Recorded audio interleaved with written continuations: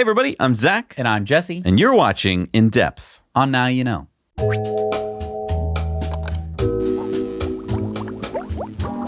You can find the shirts that we're wearing and help support our channel by heading over to ecoware.us, where we carbon offset the manufacturing, shipping, and life cycle of every purchase, and we plant a tree for every order, and we help cap a well for every order, so they are all carbon negative. Should I read my shirt? You ain't no Tesla. And we're brought to you by abetterrouteplanner.com, our favorite EV trip planner with waypoints. Use our link in the show notes below to get a 30-day free trial to the A Better Route Planner premium app and plan your next EV trip with abetterrouteplanner.com. And we're sponsored by BigBattery.com, with the best battery prices in the USA guaranteed. If you've got something you need to power, from homes to cars, RVs to boats, and much more, BigBattery.com has you covered, offering the newest battery tech. Use the code NOWYOUKNOW to save 5% off your purchase today at BigBattery.com. And this week's episode is sponsored by Blinkist. Blinkist has over 3,000 nonfiction books that you can read in a blink. And I didn't know this, but Blinkist has full-length audiobooks too. Yeah, you didn't know that? Premium subscribers get special member pricing up to 65% off the regular retail prices. Yeah, I just listened to the full-length audiobook Food Forensics by Mike Adams. That would be the kind of book you'd want to really listen to cover to cover. And that's what I like about Blinkist. Often I'm short on time, so getting right to the main points of a book is great. What Blinkist calls blinks. But there's also nothing like a good audiobook when you're on a drive or a long walk. Exactly. I like it that you can read or listen podcast style. Right. With Blinkist, you can either read or listen to short blinks of a book in just 15 minutes or less right here on their app. Or settle down for a nice audiobook. Learn anything interesting in food forensics? I did. And Blinkist has 14 million active users. And I can see why. I mean, I really enjoy getting Blinkist recommendations in the morning. I save so much time. Instead of spending 5 minutes looking for something to read, I find it's fun to just see what I get. It's really an enjoyable way to learn more and to discover books I never would have had time to read. The first 100 people who use our link are going to get unlimited access for 1 week to try out Blinkist. You'll also get 25% off if you want to try the full membership. And the 7-day trial is completely free. You can cancel at any time during that period. All right, it's time to go over the Q4 Tesla earnings call. This was super exciting, and I just want to cut to the fun stuff. Plaid. Not just Plaid, Plaid Plus. So let's talk about this. The Model S got a refresh. Yeah. And it is pretty exciting. So first of all, let's just go over the specs. The long range is now 79.9, range of 412, top speed of 155 miles an hour, 0 to 60 in 3.1 seconds. Nice. Pretty good. Also got that little updated look to the front. So for exterior changes, the only real difference is on the, I don't know if you'd call that the cheek of the Model S. There's like a little cut on there. Shows, it's tough or something. And also they blacked out all the chrome. Yeah. Two big differences there. And let's go to the inside where you get something else. Yeah, this is pretty amazing. They went for Model 3-ish and then above and beyond. So first of all, let's talk about the screen. It's the biggest thing. 17-inch screen. So it is 2 inches bigger than the Model 3s. Right, so basically kept the same size that it had been before, but just turned it horizontal. And it has left-right tilting. What? Say that again? So I think that means that you can tilt the screen left or right. That's cool. That's cool. The resolution is 2200 by 1300, and there's also a driver binnacle. I think that's really big news because I think if you took that away, a lot of Model S and X drivers would be upset. And so they get kind of the best of both worlds. And did we really look at that picture without talking about the steering wheel? The steering wheel. Yeah, so it's called a yoke because if you've ever flown an airplane before, well, depending on the airplane, it may look familiar. That's a yoke. And that's no yoke.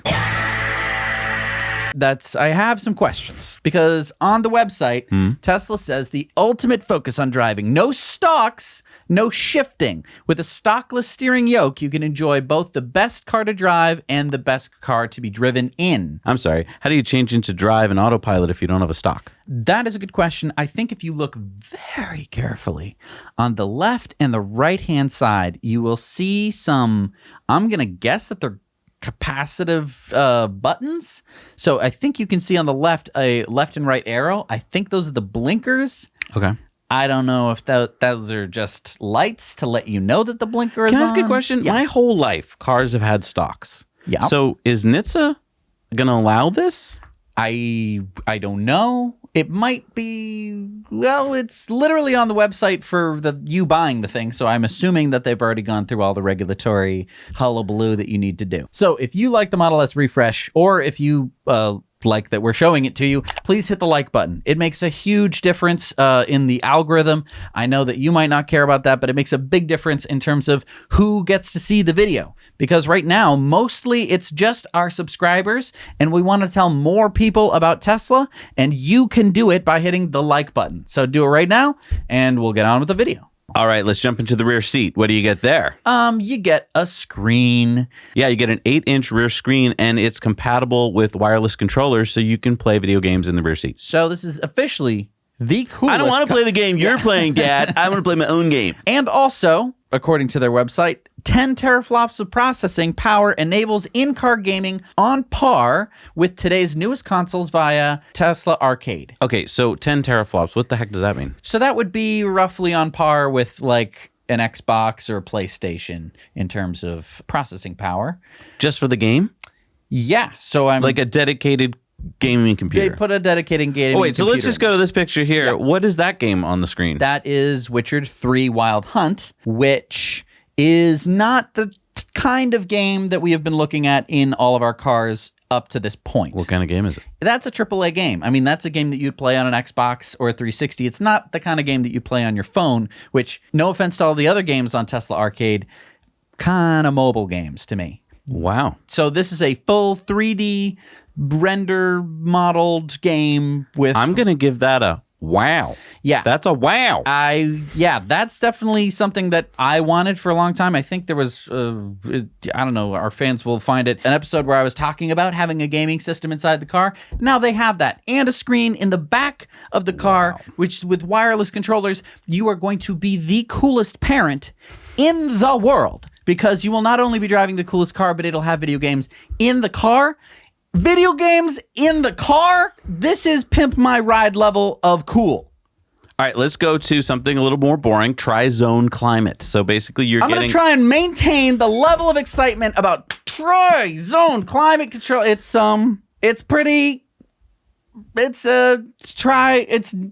different than most cars. It's ventless, just like the Model 3 and Model Y. Yes. They've brought that over to the Model S and X, which is awesome. All right, let's go on to the 22-speaker audio, 960 watts. Wow. Yeah. I mean, Teslas have always had great sound. I got to tell you, yeah, the sound system in the Model X is amazing, so I'm assuming that it's just got better. And same for the Model 3, though. Yeah. I'll be honest. What's this? Glass roof. Now, hang on. Is this the Model... What are we looking at here? This is the Model S. It has a glass roof. The question for me is, does that glass roof go all the way down to the windshield? Oh, so one piece like the Model X? Is it the windshield too? I can't tell because there's an exterior photo here. And I mean, there's definitely I won't call it a pillar. Maybe it's not structural, but there's something stuck there, unlike the Model X where it's all glass. And there are a couple photos of the interior of the car that clearly show that there is, a headliner across the top. So it wouldn't make much sense. Like, you wouldn't want to do one gigantic piece of glass all the way down. My guess is that the way they took the picture, it just makes it look that way. It's probably going to be a lot closer to the Model Y's glass roof. For your rear seat passengers, it's going to be like, wow. Okay, so I want to go to the interior of the Model S here, and the rear seats, if you look at the doors, it looks like the doors don't line up with the edge of the seat like they normally do. It looks like now they're forward 3 or 4 inches. Or the seats are further back. What? So my guess here is that they've scooched those seats back a little bit, and they've also made them a little bit more luxurious, but not for the middle passenger. I think that you will be able to seat a middle passenger, but obviously most of the time, no one wants the middle seat. You usually want to have only 4 people in the car, and it's going to be a really nice experience for them. And that's what that weird line is the door is in the same place as it always was, except that now you've moved the seats back. And I guess they did that in the front seat as well? Yeah, I mean, I think it's actually always been like that. If you go and look in your car, I think that you'll notice that the door kind of has a shelf that goes back to the car body itself, which has a little arm shelf for you there, too. Interesting. Also, 28 cubic feet of storage. But we talked about the refresh, but we didn't talk about the plaid. Oh, yeah, let's talk about the plaid. So there's 2 types of plaid. Yep. What kind of plaid would you like? Would you like regular plaid, or would you like plaid plus? Yes, please. All right, let's talk about plaid plus for a second. Sure. Plaid Plus is going to have 0 to 60 acceleration in less than 1.99 seconds. It is going to have a range of 520 plus miles, top speed of 200 miles an hour, and it's going to be the tri-motor all-wheel drive. Are we talking about the Roadster here? This is amazing. These seem like the Roadster specs to me. And I agree, because if you look at when you can get this car, the Plaid and the long-range Model S you can get delivery of in February, according to Elon, and the Plaid Plus will be late 2021. So late 2021, that could be when the Roadster's coming out, because I'm assuming these are very similar powertrains. Right. And specifically the battery pack of which. Because let's talk about the Plaid, regular old Plaid, no plus. That is going to have a 0 to 60 of 1.99 seconds. So Not good enough. not good enough for most of us. But I mean, that's going to be the fastest production EV ever, which Model S already held the title to, but now it is going to be the only production car that has ever reached under 2 seconds. It's also going to have a 200 mile an hour top speed, and it's also going to have the tri-motor all-wheel drive, the same as the Plaid Plus. Yes. But What it's would not going to differentiate have the two? the battery pack. Oh, right, because you're going to have a bigger battery pack to give you this amazing 520 plus mile range. And the acceleration, because it's going to need to somehow dump even more energy into the Plaid Plus. Okay, so I want one. Let's talk about the price. Okay. The less fun part of the thing. All right, so Plaid is $119,990. Yep. And Plaid Plus is $139,990.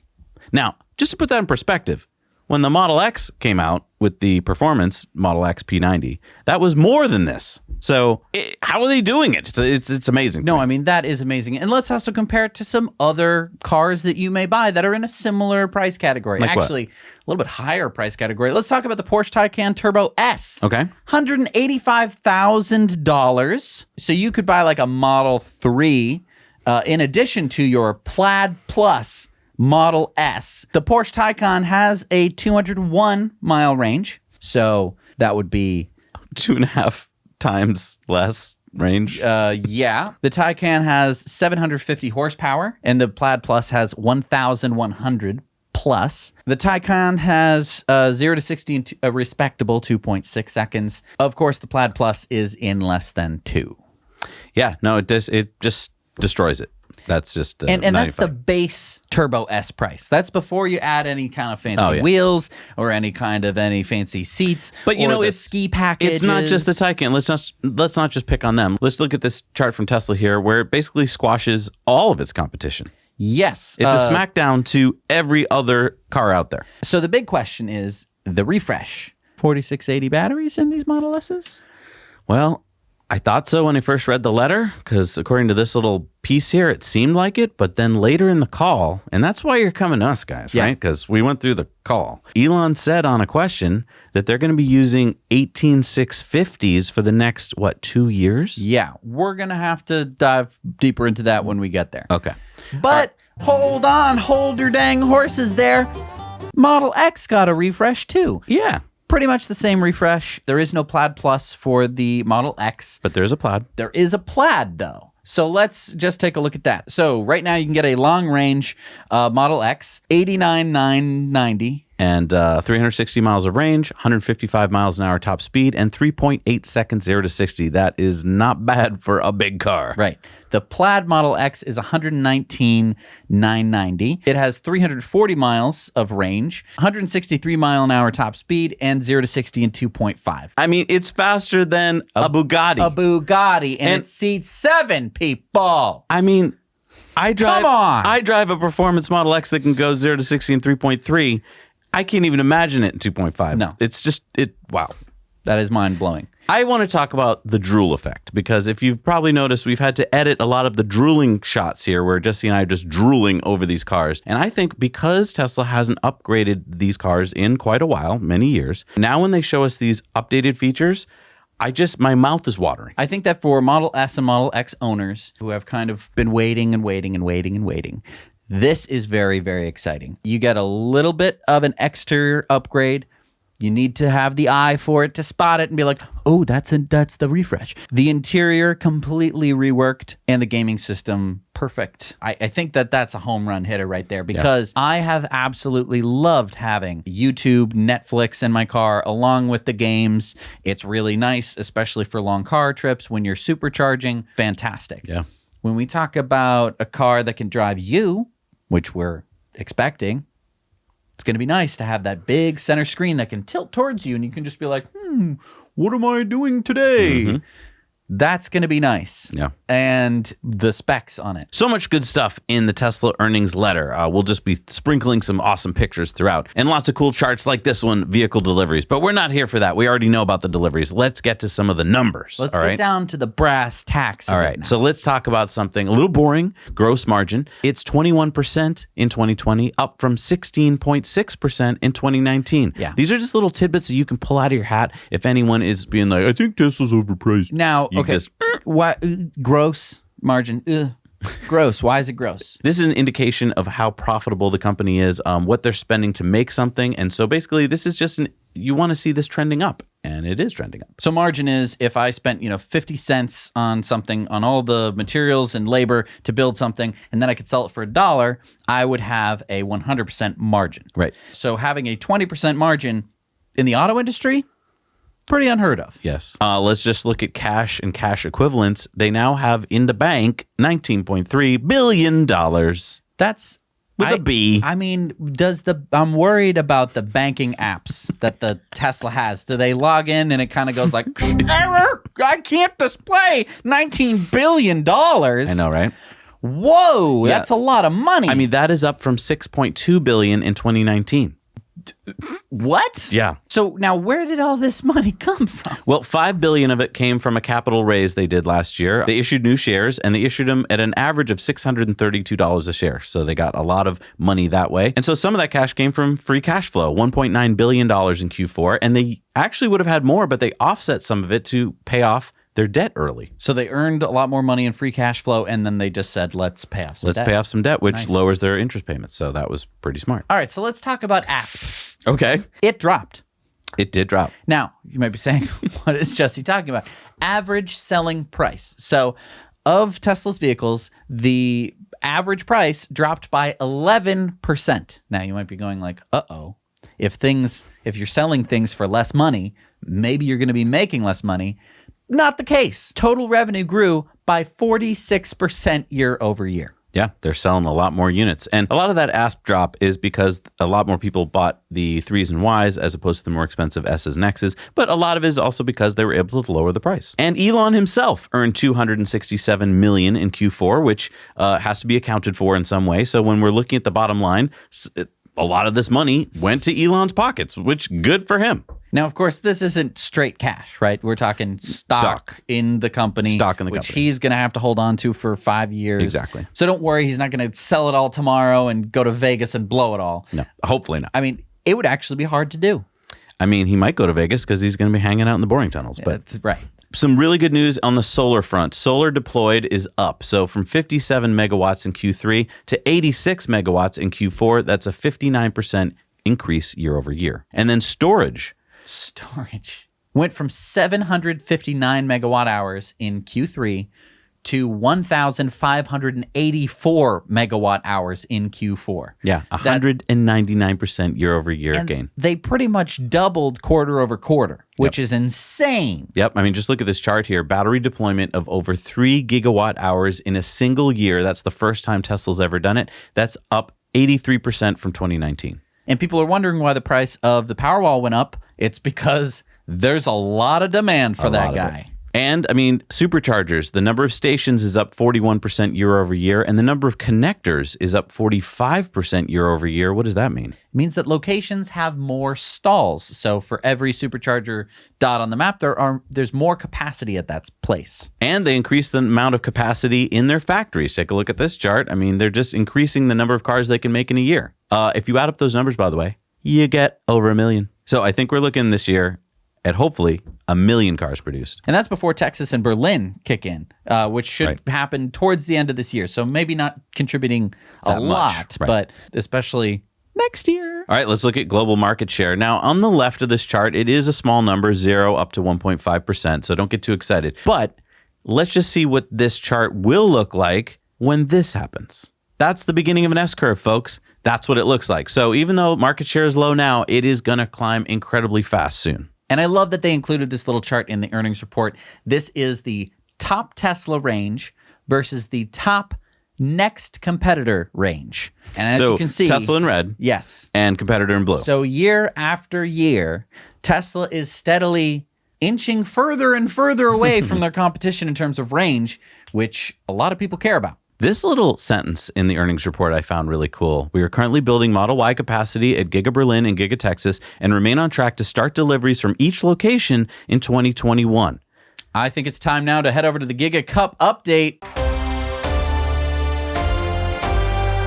Well, Bob, it's time for the Giga Cup update. Absolutely, Bob. The Giga Cup update is brought to you by GigaPress, the best home workout experience you could possibly experience.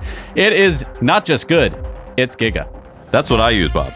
All right, so it's going to be a very, very exciting 2021. It sure is, Bob. I mean, we're talking about Giga Berlin, aren't we? And it could have Model Ys coming out of it this year. But not so fast, Bob. Giga Texas could also be producing cars by the end of this year. And not just any car, Bob, but a cyber car. Not just a cyber car, a cyber truck. And let's not forget, Bob, the Tesla Semi, which could also be coming out this year. Very exciting stuff, Bob. We're definitely going to have to be checking back in as the year progresses. Good luck to both teams, and we'll see you next time.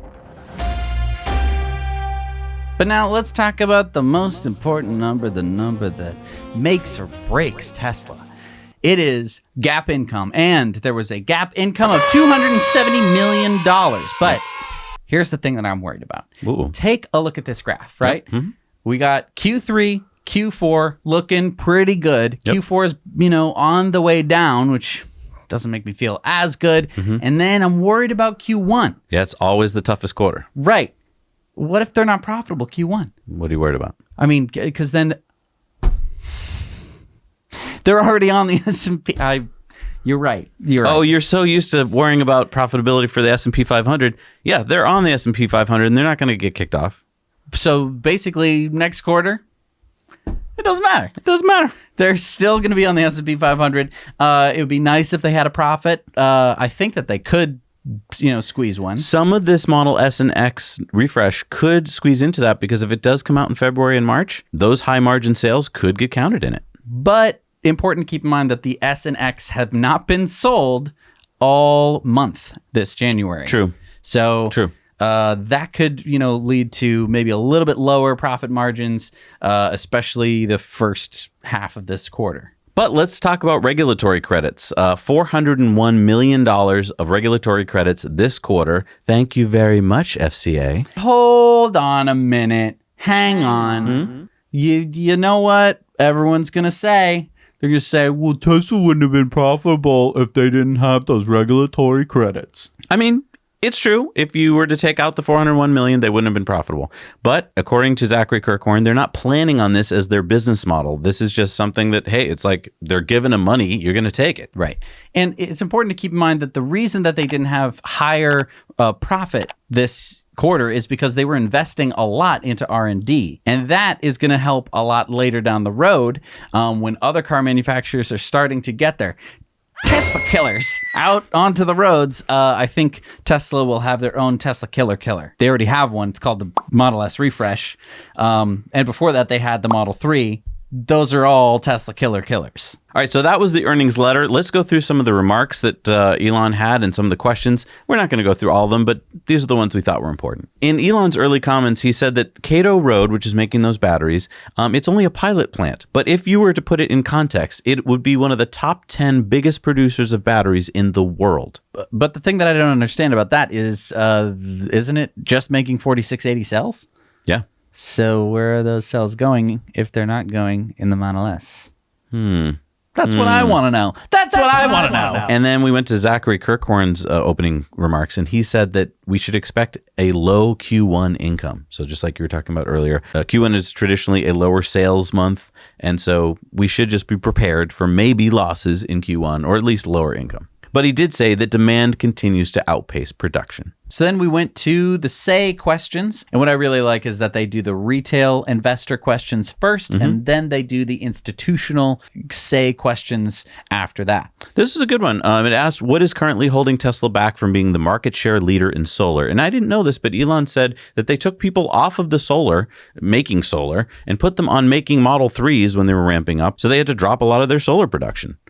And now he said, we're moving back to it. And as Zachary Kirkhorn pointed out, their cost structure is getting lower. And so if you can lower your costs, then you become the market leader. So Elon sounded very positive that they would take back the leader position in solar soon. I think that it definitely could happen. It's sad to see that they went from number one. Now they're, I don't know, are they 8th or something like that? Well, they had to focus on the cars. They did. And I'm so glad that they did, because without the cars, there wouldn't really be anything.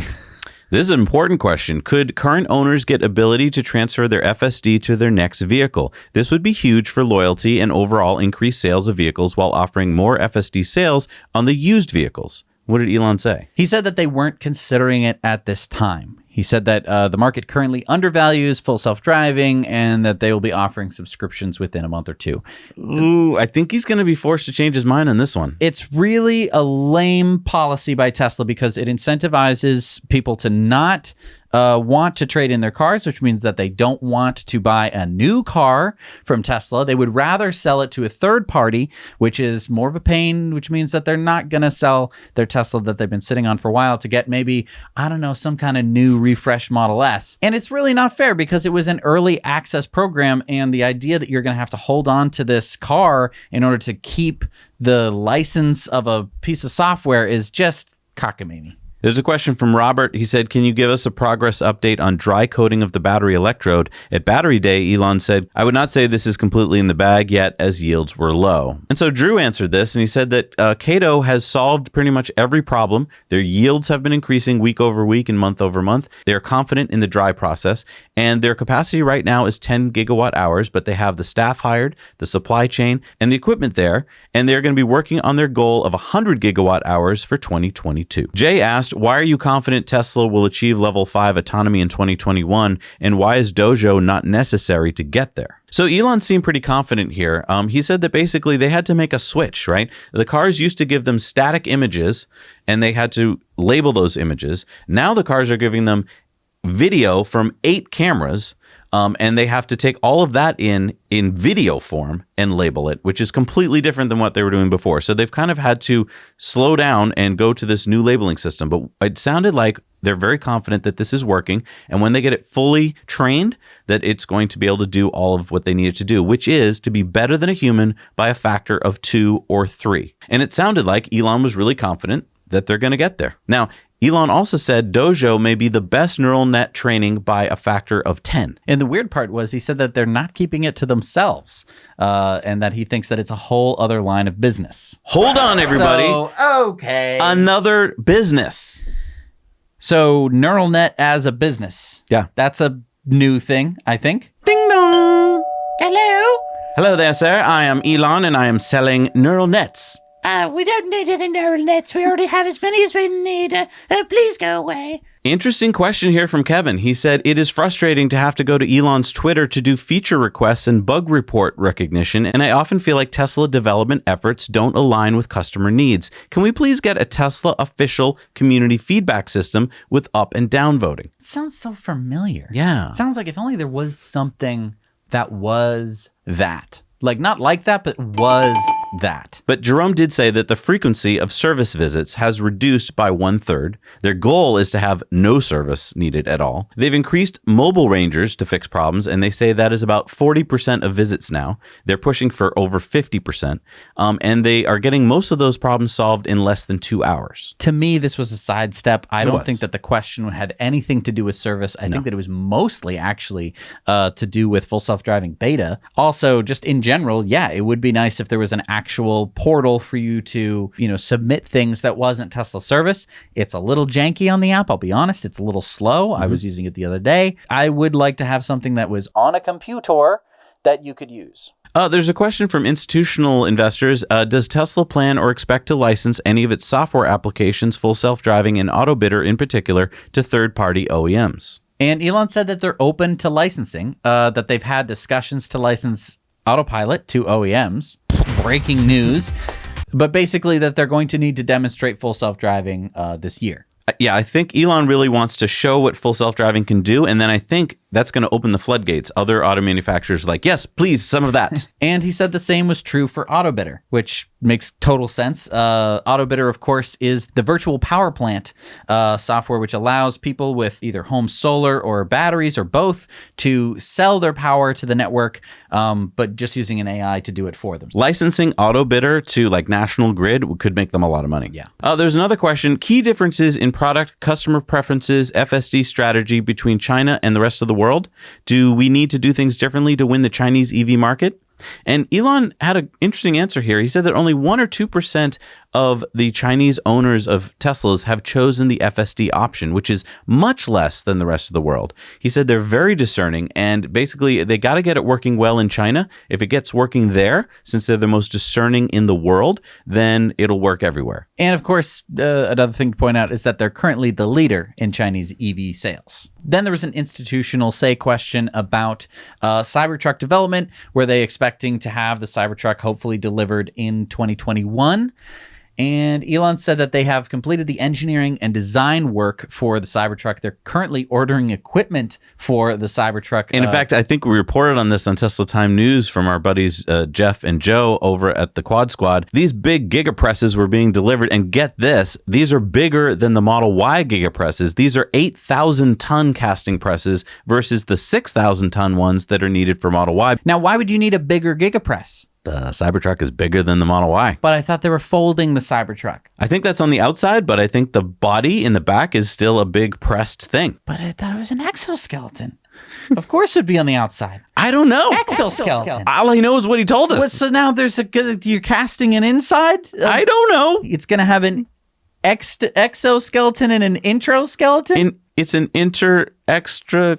It's a big car. I don't know. And he said we could have a few deliveries of the Cybertruck by the end of this year if we get lucky. And that might mean our Cybertruck. Yes. So let's be lucky. And then we had really well-researched questions from all of the analysts who somehow quarter after quarter get to go on the call.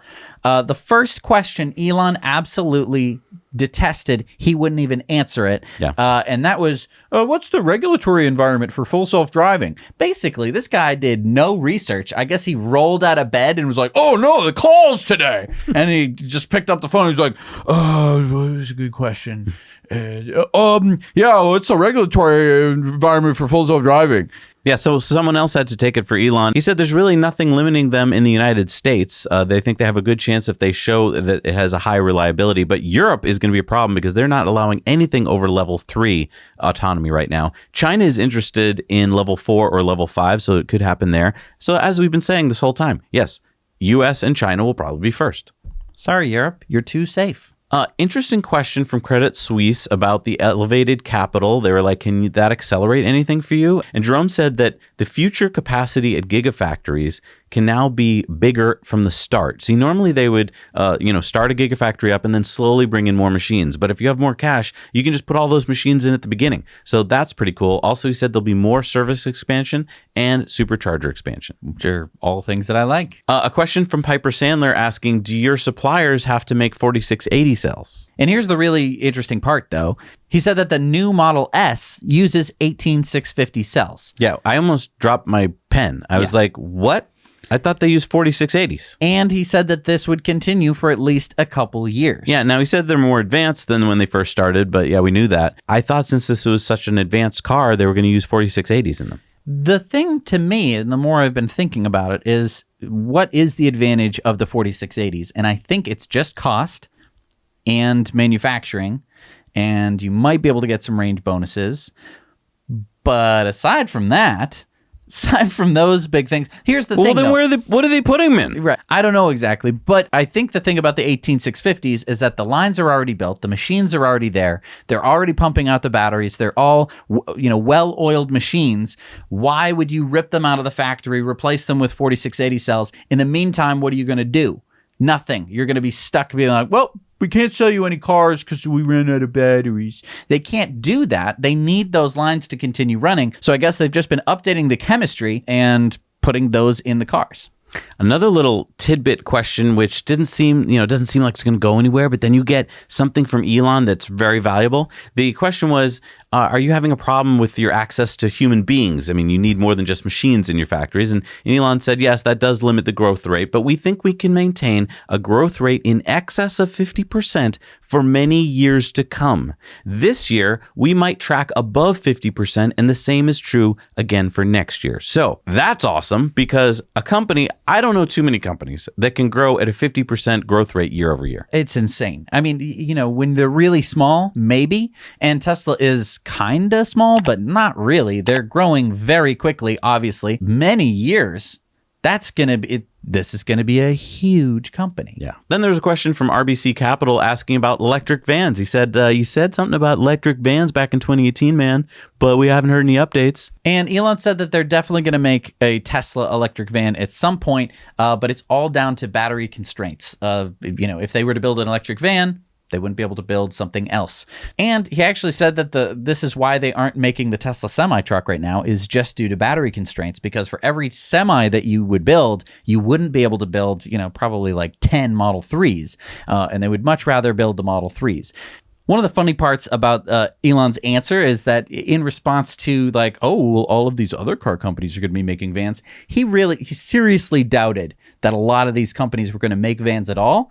And if you read between the lines, he pretty much thinks that none of them are going to make a lot of electric vans. A follow-up question about Autonomy Day, where Elon had said that they're working on the next-gen chip. Now, remember, this was 2 years ago, and Elon said it'd be ready in 2 years. He said, is it ready? And Elon said, well, we're working on the version 2 chip. It should be 3 times more powerful than the one we have now. Wow. But he said, we don't really need it. The version 1 computer can do FSD. And if we switch to this new computer, we're going to also need to switch to high-resolution cameras. So he said, at the moment, it would just actually complicate things because we're working on the software. Interesting. So the software really is what's holding them back from full self-driving. Not we the already knew this, though. Right. Oh, here was a question from Baird asking if Elon was ever going to step down as CEO and become the chief architect, because he's talked about that from time to time. And he's like, and you just flew to Hawaii to see Larry Ellison, and you have X.com. What's going on? And Elon said, you can expect me to be the CEO at Tesla for several more years. I'm still super excited about doing a lot of things. But he did say nobody should be CEO forever. He said the sheer amount of work he has to do as CEO is insane. And he said it would be nice to have more free time. And I mean,